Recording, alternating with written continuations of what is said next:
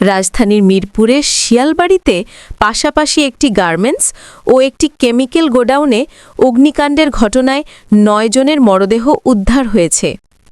আজ মঙ্গলবার ১৪ই অক্টোবর বেলা ১১:৪০ দিকে ৭তলা একটি গার্মেন্টসের ৪তলায় আগুন লাগে। সেখান থেকে কেমিক্যাল গোডাউনে আগুন ছড়িয়ে পড়ে বলে প্রত্যক্ষদর্শীরা জানান। ফায়ার সার্ভিস ৪ ঘণ্টা ধরে চেষ্টা করলেও এখনও আগুন পুরোপুরি নিয়ন্ত্রণে আসেনি।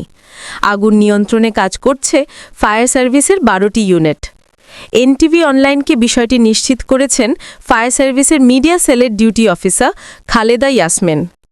এ বিষয়ে ফায়ার সার্ভিসের নিয়ন্ত্রণ কক্ষের duty officer Lima Khanam NTV অনলাইনকে বলেন, বেলা ১১:৪০ দিকে আগুন লাগে। খবর পেয়ে প্রথমে ফায়ার সার্ভিসের ৫টি ইউনিট আগুন নেভাতে কাজ করে। পরে পর্যায়ক্রমে আরও ৭টি ইউনিট গিয়ে আগুন নিয়ন্ত্রণে আনার চেষ্টা করে। ডিউটি অফিসার আরও বলেন, সেখানে পাশাপাশি ২টি প্রতিষ্ঠানে আগুন লেগেছে।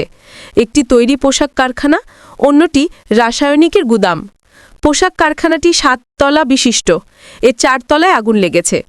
আমরা পোশাক কারখানার আগুনটি মোটামুটি নিভিয়ে ফেলেছি, তবে রাসায়নিক গুদামের আগুন নিয়ন্ত্রণের কাজ এখনও চলছে। প্রত্যক্ষদর্শী সূত্রে জানা যায়, রূপনগরে পোশাক এবং কেমিক্যাল গোডাউনে লাগা আগুন বিভিন্ন দিকে ছড়িয়ে পড়েছে।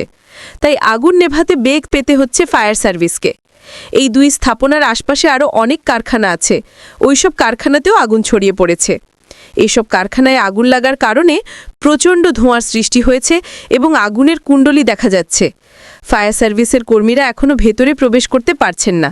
তারা নির্দিষ্ট দূরত্ব থেকে এবং যতটুকু পারা যায় কাছে গিয়ে আগুন নেভানোর চেষ্টা করছেন।